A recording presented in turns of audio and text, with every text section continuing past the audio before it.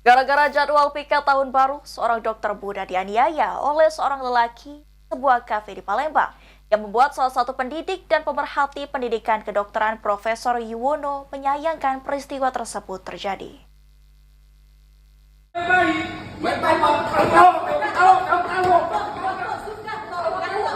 Viralnya video seorang dokter muda Fakultas Kedokteran yang dianiaya oleh seorang lelaki di sebuah kafe di Palembang, yang mana penganiayaan tersebut diduga dilatar belakangi perselisihan tentang jadwal jaga kos yang diatur oleh korban untuk tahun baru nanti.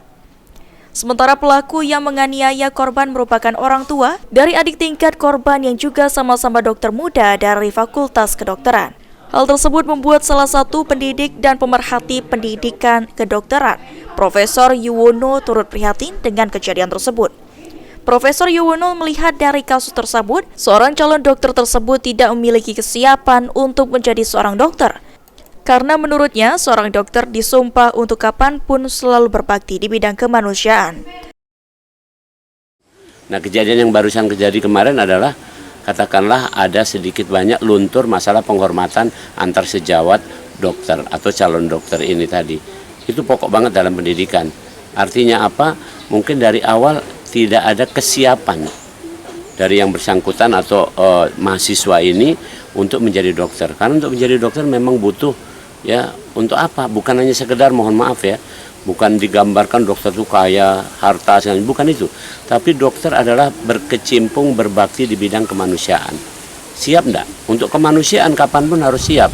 Apakah itu jaga, apakah itu katakanlah menangani berbagai penyakit dan segala macam, harus kemana, dalam situasi apapun, dia harus siap sedia. Itu yang menjadi keprihatinan kami. Sementara itu, ayah korban Wahyu Hidayat berharap agar polisi menetapkan pelaku menjadi tersangka serta dipenjara untuk mempertanggungjawabkan perbuatannya. Kami sudah melaporkan kejadian ini kepada kepolisian dan sudah ditindaklanjuti oleh pihak kepolisian. Semoga orang yang melakukan ini dapat dihukum sesuai dengan hukum yang berlaku di Indonesia. Lutfi Pal TV.